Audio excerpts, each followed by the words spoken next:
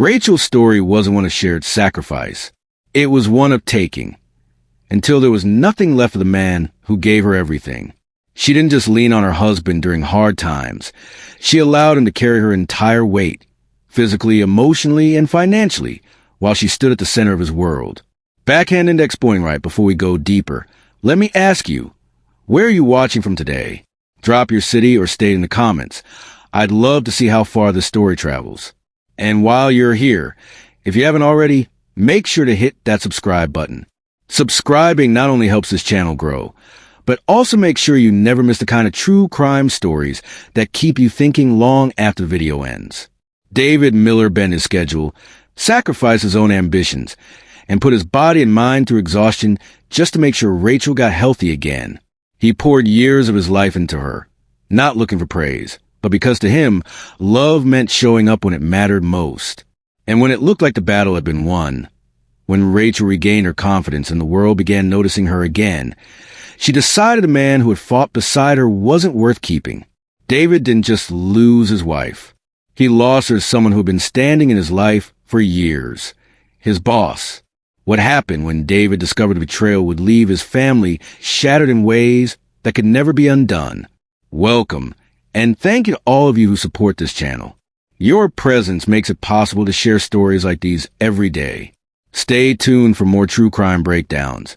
And if you haven't already, don't forget to subscribe for updates. David Miller was born in 1986 in the quiet town of Huntsville, Alabama, the middle child in a close-knit Christian family. His father, Charles, worked as a long-haul truck driver while serving as a deacon at their Baptist church. His mother, Diane, held the household together with warmth and discipline, raising 3 children to believe in hard work, faith, and loyalty. Money wasn't abundant, but the Millers always made it work.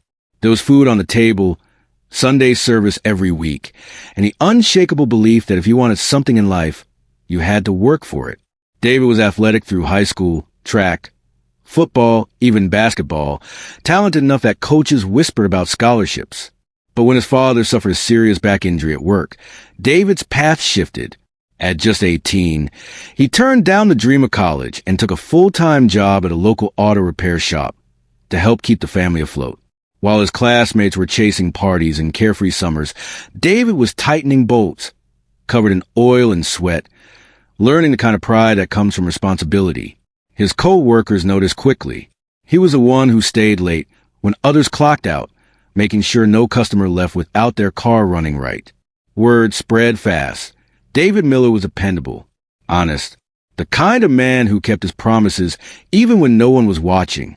And that loyalty, it wasn't just a work ethic. It was who he was, down to his very core.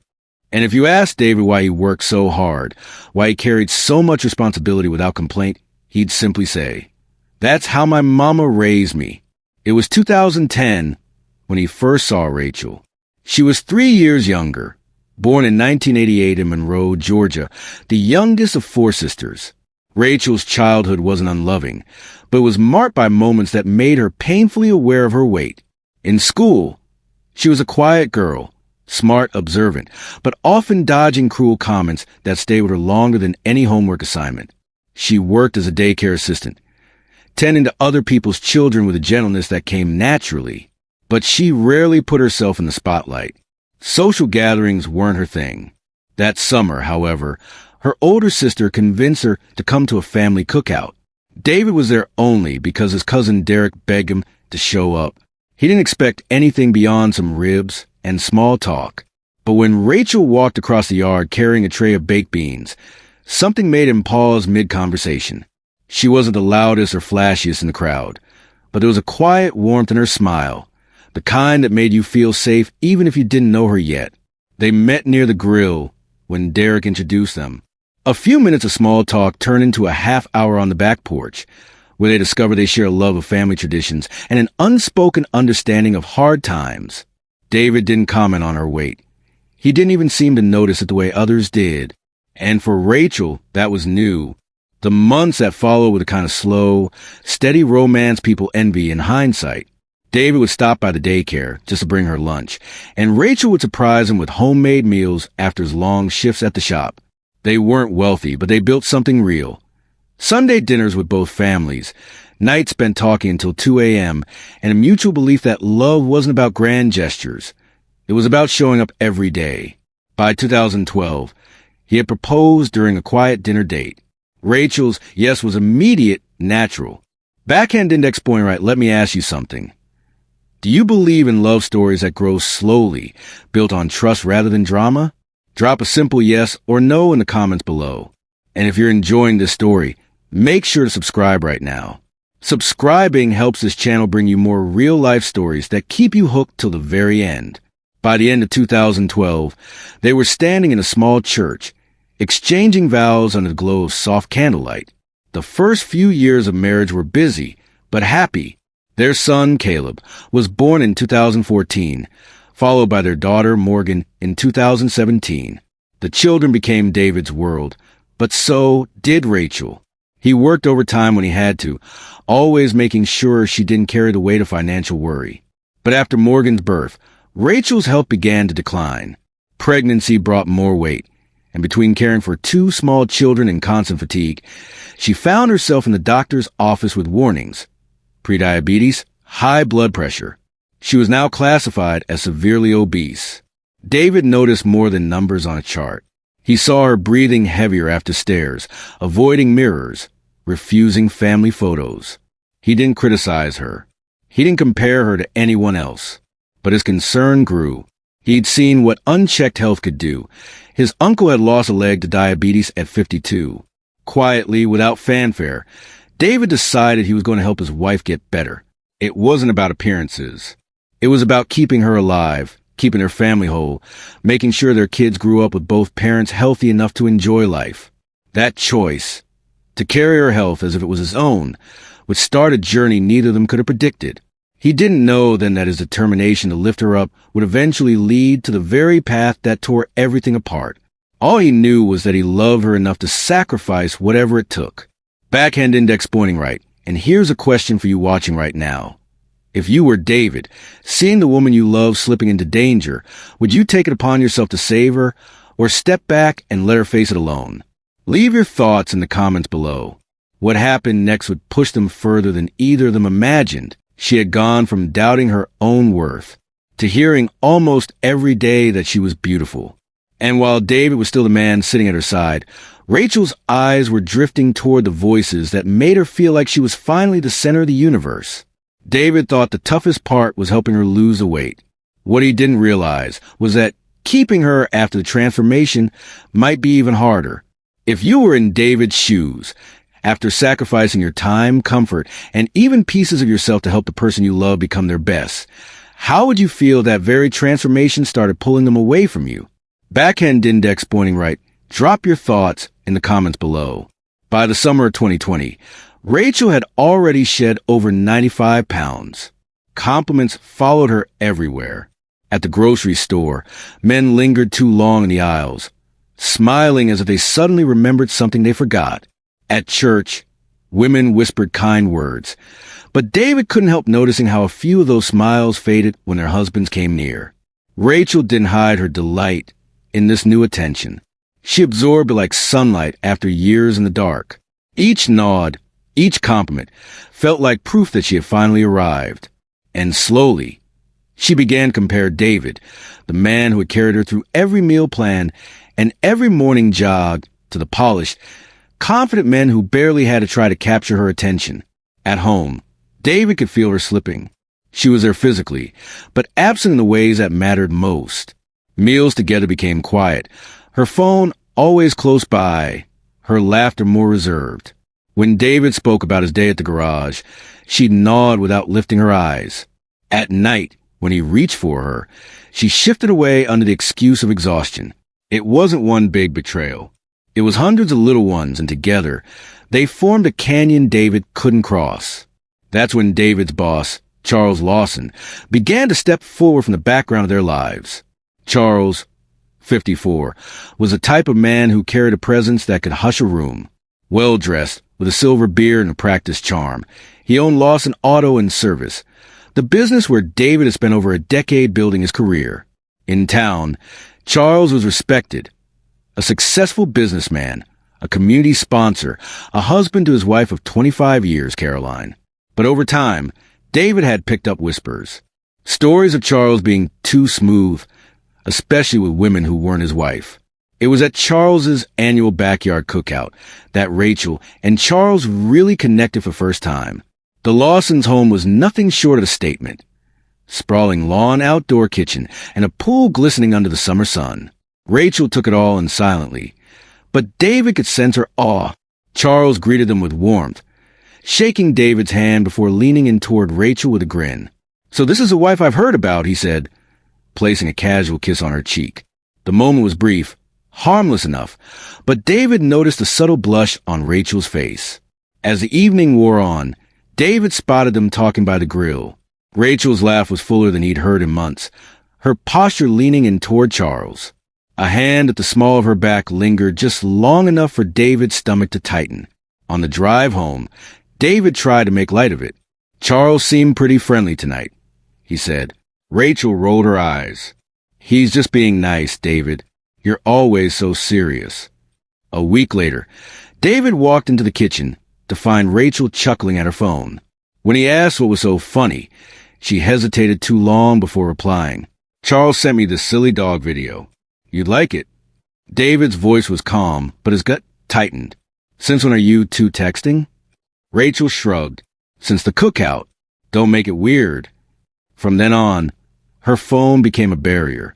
Screen locked, calls taken in other rooms, sudden smiles at messages David wasn't allowed to see. Charles's compliments evolved quickly, from "you look nice at the barbecue" to "you're glowing these days" to David's "lucky, but he doesn't know how lucky." And then came the day David drove by the shop to grab a tool, only to see Rachel through the break room window, laughing across the table from Charles. They weren't touching, but they didn't need to be. The closeness spoke louder than words. That night, David confronted her. "Were you at the shop today?" "Yes," she replied coolly. "Charles asked my opinion on a gift for Caroline. You'd only overreact if I mentioned it." He let it go, but inside, something shifted. David had always trusted his wife. Now, that trust felt like a rope fraying with every laugh, every message, every moment he was included in. Backhand index pointing right. If you were David, would you confront Rachel head-on? Or would you wait for undeniable proof before making your move? Comment your thoughts below. Rachel's transformation wasn't just about the number on the scale anymore. It was about how the world began to treat her differently and how she began to treat herself. The woman who once sat quietly in the corner at gatherings was now the center of attention. She started lingering after work, chatting with coworkers longer than usual, coming home later, sometimes brushing off David's questions with, "We were just talking about the kids at daycare," or "I stopped by Target." At first, David didn't question it. He believed in her the way he always had. But in small ways, distance began to creep between them. Dinner conversations grew shorter. Phone calls during his lunch break went unanswered, and Rachel's smile at home wasn't the same one she wore when she stepped out the door. By 2020, Rachel's confidence had fully bloomed into something David hadn't anticipated.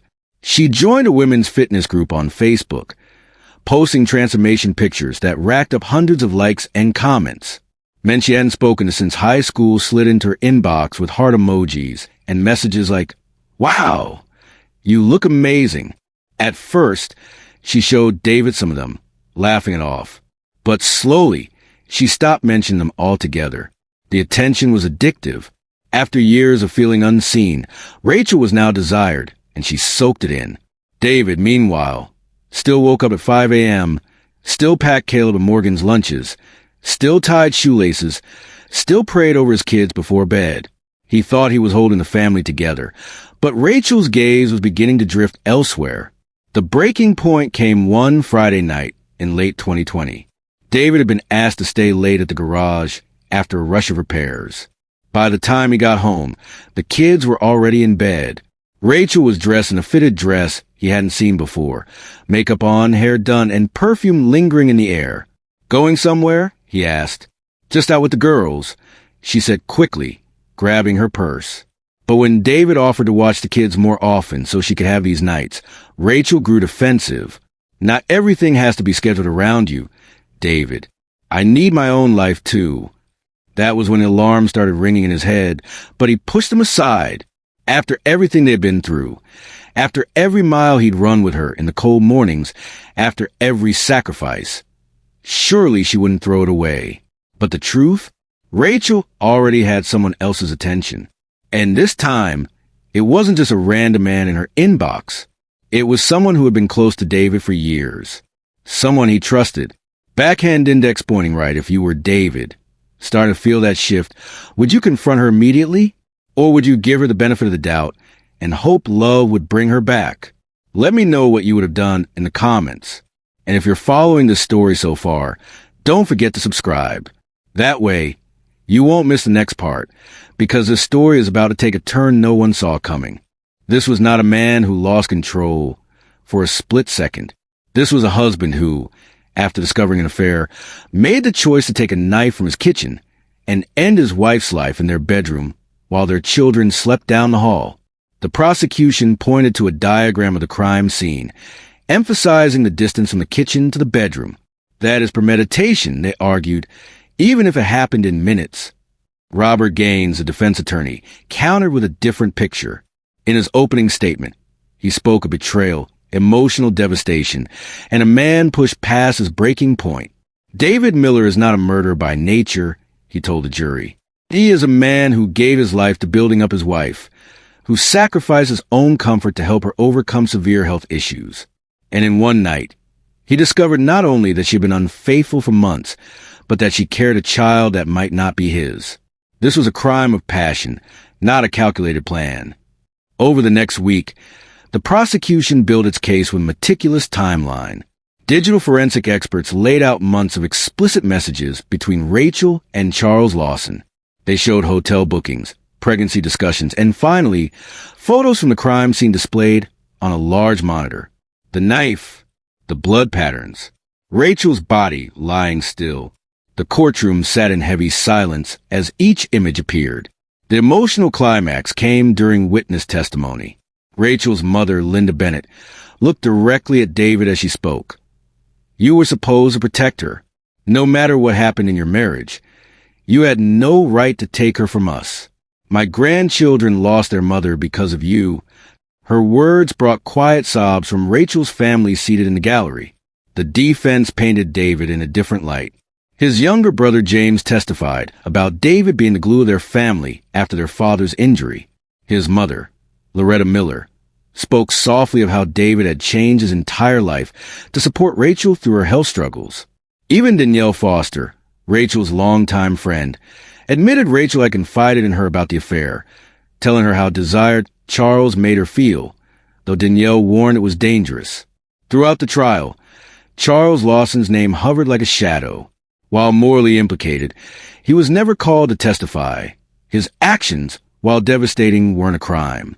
This infuriated David's family, who felt Charles had walked away untouched while David's life was dismantled piece by piece. In closing, Prosecutor Ada Holbrook reminded the jury, David Miller is not here because his wife cheated. He is here because he made the choice to take her life. The defense urged him to see the human behind the act, emphasizing the absence of planning and David's own 911 call. After 2 days of deliberation, the verdict came, guilty of second-degree murder. David exhaled quietly, showing no outburst, only acceptance, as if he had known this was coming all along. The judge sentenced him to 30 years in state prison. As David was led away, he turned once toward his children, Caleb and Morgan, giving them a small nod, a silent promise that he was still their father, even behind bars. The fallout rippled beyond the courtroom. The children, now living with Rachel's sister Kayla, struggled with trauma no child should bear. Caleb asked if his dad was still in trouble, while Morgan clutched the stuffed bear David had given her on her 5th birthday. Psychologists warned that the scars could shape them for life. Trust issues, fear of abandonment, and deep wounds that time alone might not heal. Charles Lawson's life, too, bore consequences. The affair became public knowledge. Customers walked away from his business. Whispers followed him, and his marriage survived only in a fragile, fractured state. And so, the story of David and Rachel Miller ended not with redemption, but with tragedy. Two families broken. Two children forced to grow up in the shadow of choices they did not make. And questions left behind that no verdict could fully answer. Was Rachel's transformation the seed of betrayal, or had it always been there? Could David have walked away instead of letting rage take control? Or was he simply a man whose love, sacrifice, and heartbreak collided in one irreversible moment? If you were in David's position, what would you have done? Would you have walked away or confronted the betrayal head-on? Backhand Index Pointing Right, share your thoughts in the comments. Backhand Index Pointing Right, don't just watch, subscribe.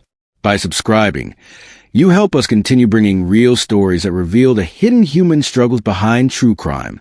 Every subscription, every share, every like, it keeps this channel alive and allows us to dig deeper into stories that matter. So if this story moved you, if it left you thinking, or if you believe these lessons are worth hearing, subscribe now and share this video with someone who needs to hear it. Because stories like these aren't just about crime. They're about the choices, the breaking points, and the fragile line between love and destruction.